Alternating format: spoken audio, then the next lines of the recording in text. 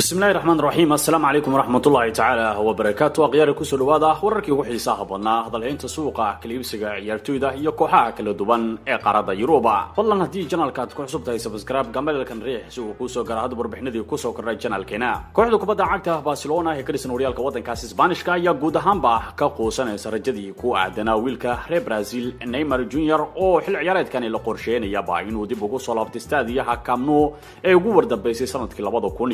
2017 ka hor inta uusan u aanbabixin magaalada Paris ee wadankaasi Faransiiska maamulka sare ee kooxda kubadda cagta Paris Saint-Germain ayaa ku tala jira inay sii haystaan xidigan heerka caalamiga ah ee dalka Brazil Neymar taasi oo markaa la xusaya in kooxda kubadda cagta Barcelona aysan awoodi kalin dhaqaalaha waqtiga kan xaadirka lagu qiimeeyo ciidaankaasi Neymar Jr. agaasimaha guud ee kooxda kubadda cagta Barcelona ayaa u muuqanaya mid guud ahaanba ku guuldareystay hamigiisa ku aadanaa in Neymar uu dib ugu soo celiyo Stadia Camp Nou waxaana la xusayaa in waqtiga kan xaadirka ay tahay fursadda ugu dambeysay ee guuldare ee kooxda kubadda cagta ee Barcelona kooxda kubadda cagta Paris Saint-Germain ee ka dhisan horyaalka wadankaasi Faransiiska ayaana u cuntumeenin sheekada kooxda kubadda cagta Barcelona ay damacsan Neymar marka ay dib ugu celiyaan kooxda kubadda cagta Barcelona dhaqaalo yarida soo wajahday kooxda kubadda cagta Barcelona xil ciyaareedkani sidoo kale waxa la soo warinayaa in kooxda kubadda cagta Paris Saint-Germain guud ahaanba ay xiri doonto buuga ku aadan xidiga heerka caalamiga ee dalka Brazil ee Neymar Jr. shakhsiyan ba xidiga reer Brazil ee Neymar ayaa aad ugu hanqal taagaya inuu dib ugu laabto kooxda kubadda cagta Barcelona toddobaadkii ugu dambeeyana wuxuu sameeyay olole aad u sareysa oo marka uu ku muujinayay in uu diyaar u yahay ka dhaqaaqista kooxda Paris Saint-Germain ee ka dhisan caasimadda wadankaasi Faransiiska ee Paris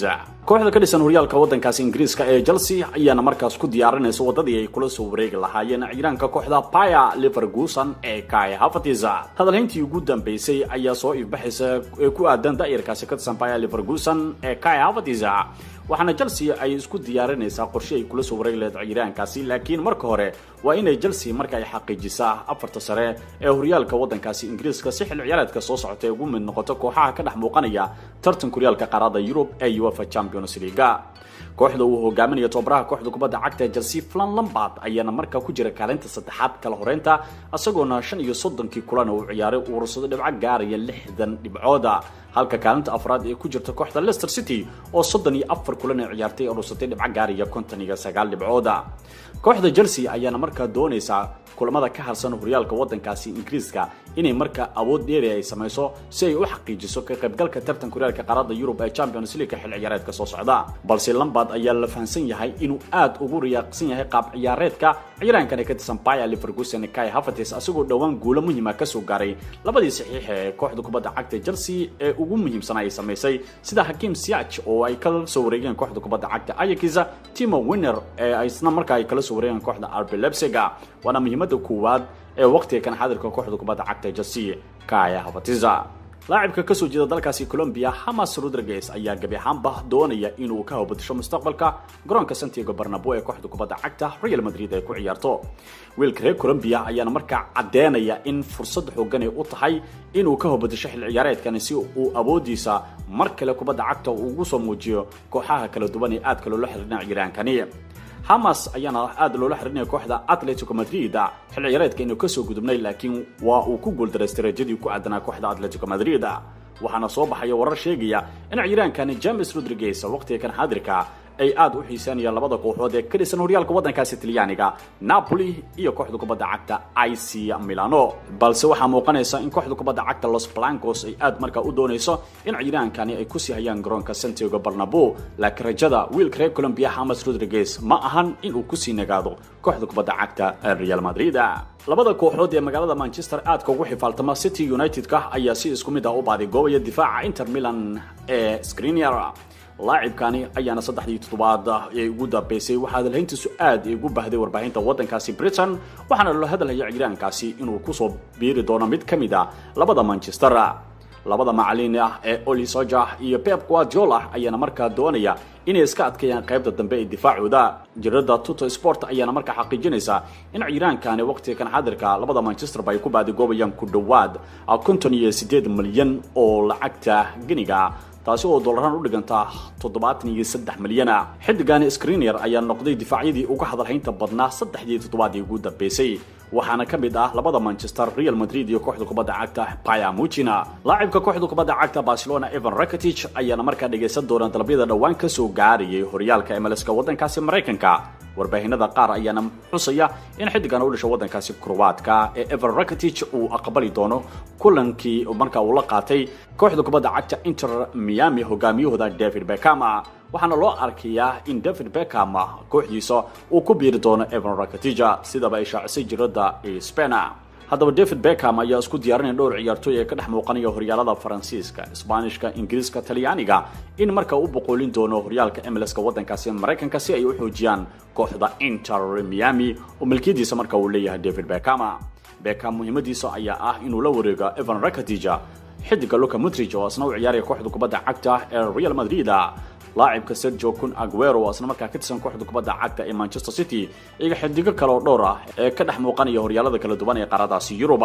maamulka kooxda kubadda cagta Barcelona ayaa gabi ahaanba waxa ay xaqiijiyeen dhaawac soo gaaray wiilka reer Faransa ee Antoine Griezmann. ciyaarahankani ayaana markaa ka dhex muuqanaya kulan ciyaareedka Barcelona guusha muhiimka ay ka gaareen kooxda kubadda cagta Valladolid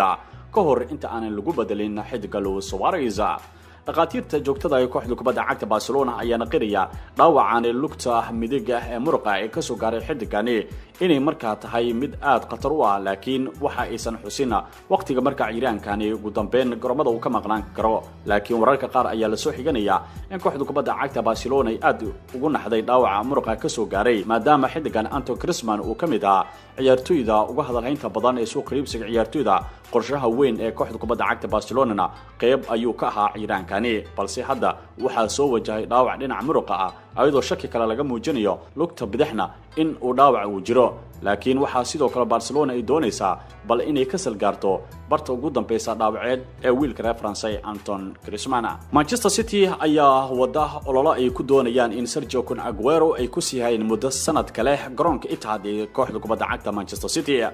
لاعبكani waqtiga kan xaadirka da'diisu waa 32 sano jir. wiilka reer Argentina Sergio Kun Aguero ayaa la hadalhayay xil ciyaareedkani inuu ka mid noqon karo ciyaartooyda ka faaruqi doona garoonka Etihad ee kooxda kubadda cagta Manchester City. لاعبكani Sergio Kun Aguero ayaa garoonka City soo cagdhigtay 28 July sanadii 2011 xilligaasi uu ka soo ambabaxay kooxda Atletico Madrid.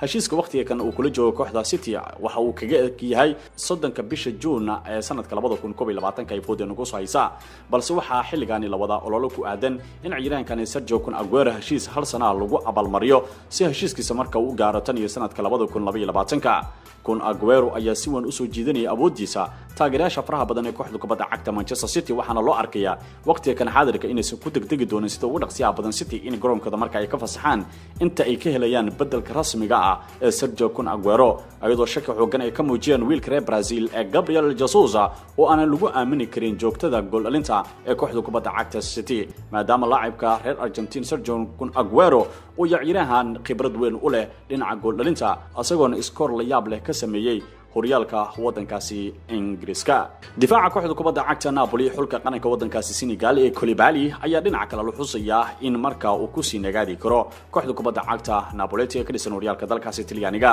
maadaama ciiraankani Koulibaly uu ka mid yahay difaacyada ugu muhiimsan uguna hadalhaynta badnaa suuqa iibsiga ciyaartooyda. dhowr kooxood ayaa isku day ay sameeyeen ku guul dareystay.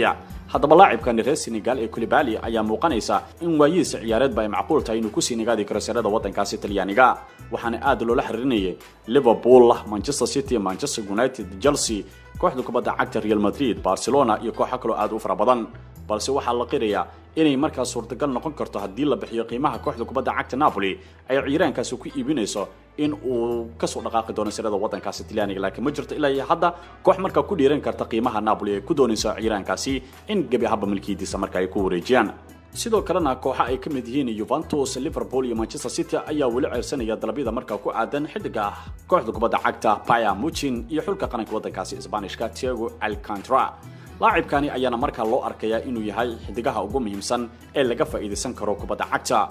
kooxda reer Talyaani ee Juventus ayaana markaa bilaabi doonta ololo ay markaa kaga guuleysan karto kooxaha ka dhisan horyaalka wadankaasi Ingiriiska, maadaama xidigani Thiago Alcantara oo todobaadkii ugu dambeeyay cadeeyaba in guud ahaanba uusan ku sii nagaadi doonin Bundesliga wadankaasi Germany.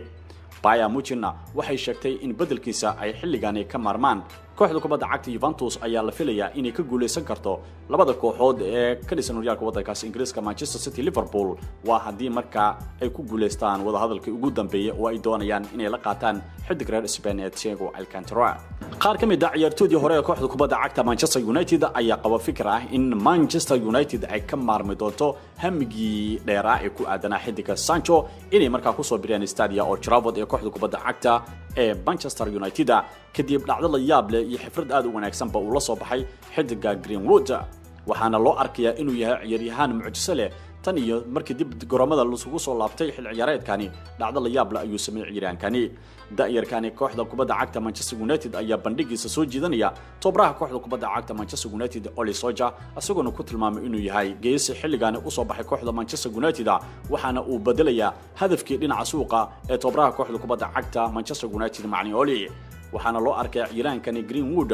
in uu sameeyo isbedel la yaab leh kulamadii ugu dambeeyay oo ka soo dhaxmuuqanayo kooxda kubadda cagta Manchester United halkaasina waxa ku baabi'i karta rajadii Manchester ay ka lahayd inay markaa dhaqaale aad u fara badan ay markaa ku maalgeliyaan xidiga u dhashay waddankaas Ingiriiska Sancho ee ka tirsan kooxda kubadda cagta Borussia Dortmund